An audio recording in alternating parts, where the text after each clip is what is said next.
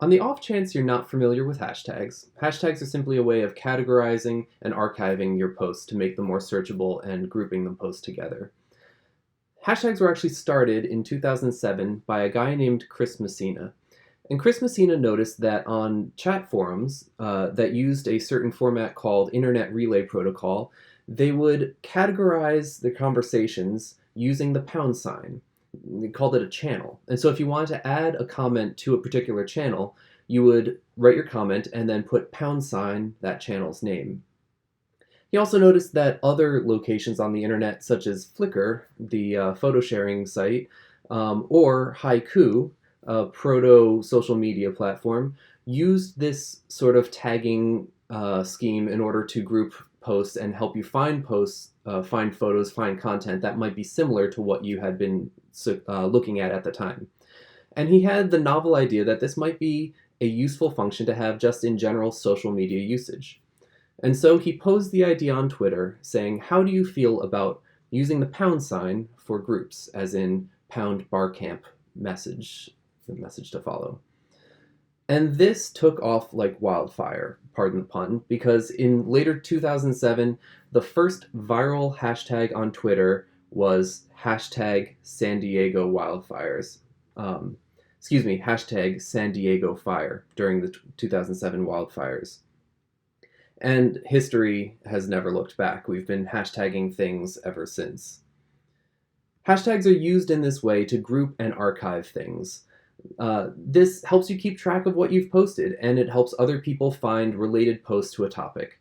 It's also a way of adding context to your post without having to add a whole bunch of extra language. For example, if you just wrote, that dress, people would have no idea what you were talking about.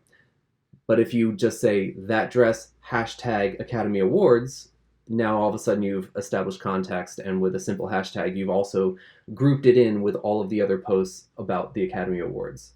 So it makes a lot more sense for your readers that way. The second thing that hashtags are really useful for is searchability, a way of gaining followers that are targeted to your niche. Especially on Instagram and Twitter, people actually search hashtags in order to find like-minded people to follow or posts that they might be interested in. And by jumping on those bandwagons, you're able to get those followers to look at your content if you might not have been able to reach them otherwise. This extends beyond just social media too. Google searches will actually find some social media posts. Facebook, you can only find on Facebook. If you search for a post on Google, it won't show up.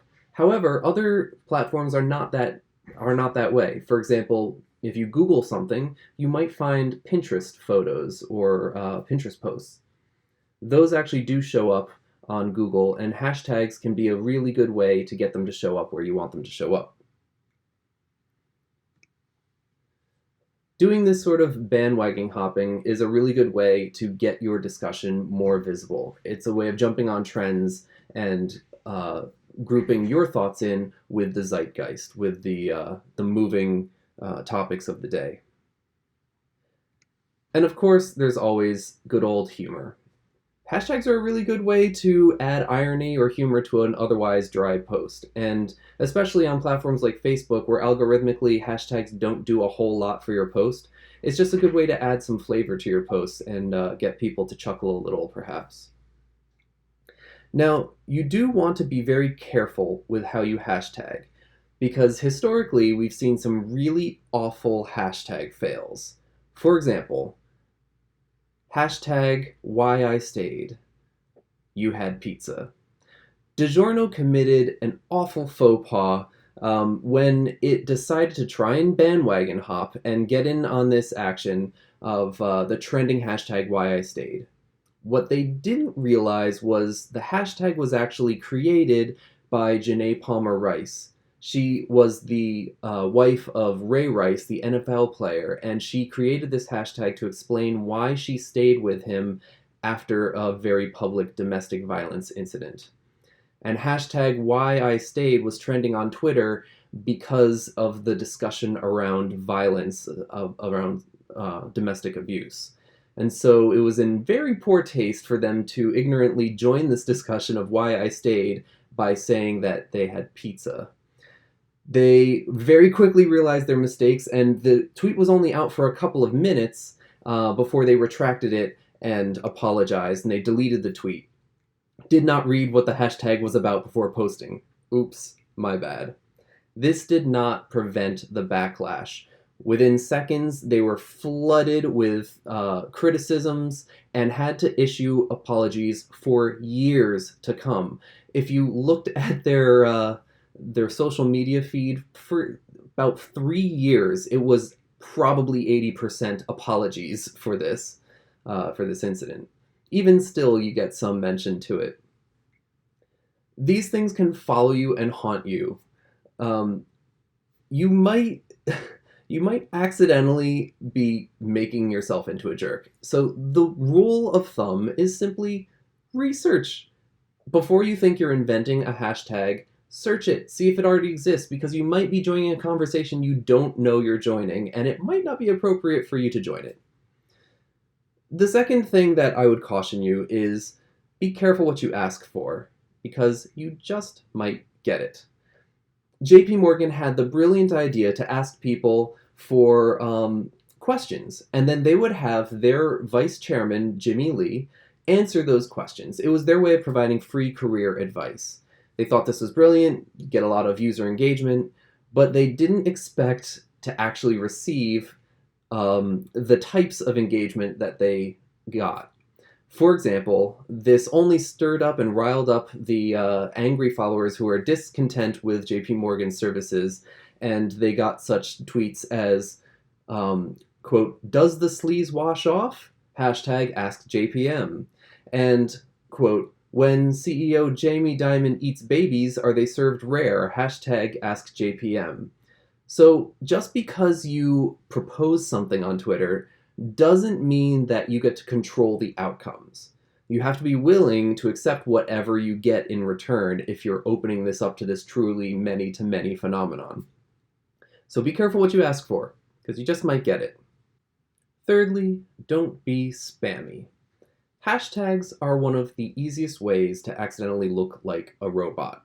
You don't want to overuse hashtags to the point that you either clutter your sentences or make it look like you're just trolling people for likes. There are actually a lot of programs, a lot of apps and social media management tools that can help you find good hashtags and trending hashtags, but sometimes they can go crazy and haywire, and you end up with posts like this where you're trying to promote high salary jobs for Filipinos, and you end up hashtagging Miami Heat, NBA Finals, The Voice, Good Morning. Just makes no sense. And it just looks like this was created by a robot. And algorithmically speaking, it is proven that it will not get very much engagement. It's actually filtered out more and more because of all of the trouble that we've had with fake news and spam on social media. These kind of posts get filtered out from people being able to see them. You can actually get kicked off of some social media platforms for looking like you're not a real human because of things like hashtag usage. So you want to make sure that you're using your hashtags judiciously. So what kind of hashtag usage should we be striving for? Well, turns out it varies a lot by platform. Take a look at this.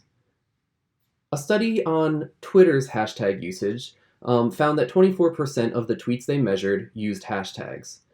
Of those, the ones that had 1 or 2 hashtags had 21% more engagement than the ones that used 3, 4, 5, and so on. Meaning that the more you had, the worse you did. 1 or 2 was the key, and less was more. However, look over at Instagram. Now you would think it would be the same, considering that you can literally take your post from Instagram and just share it right to Twitter natively from Instagram. And yet, look at this study. It just keeps going up until some weird occurrence at 11 hashtags, you actually get 80% more engagement. Now, I don't know exactly why 11 is the sweet spot. I suspect it has something to do with how much space and how many lines it takes up versus how many things it connects you to. It probably hits some sort of sweet spot there. But for whatever reason, 11 hashtags is the ideal for Instagram. So imagine taking your 11 hashtag posts on Instagram and then sharing it over to Twitter, where 11 is going to get it seen by nobody. you have to actually be very judicious in how you hashtag for each platform. So you can see that Facebook also only benefits from maybe 1 or 2 hashtags, because on Facebook, hashtags don't really get searched very often. They also don't really do a whole lot algorithmically for you. There's other systems in place that get you seen more than hashtag usage. But it depends on the platform. So do your research when you are trying to figure out what the best way to post on a platform is, which platforms actually use these hashtags, and which ones want a lot and which ones want only 1 or 2. Now, the golden rule here is that you should tag unto others as you would have them tag unto you. If you're going to join hashtag conversations, or if you're going to @mention people, or if you're going to tag people to photos, make sure you're doing it in the way that you would want people done to you. There's a tendency, there was a trick for a long time where if you wanted to get your photo seen more, you would just tag a whole slew of people, and then all those people's followers would see your post. And it would boost engagement, but it was also pretty low and dirty and get people mad at you, because then they've got all of this stuff cluttering up their feed when they wanted no part in it. So make sure that you're hashtagging responsibly. Be sensitive to other people's desires and their feeds. So now you have all of the things that you need to be able to hashtag responsibly and hashtag strategically.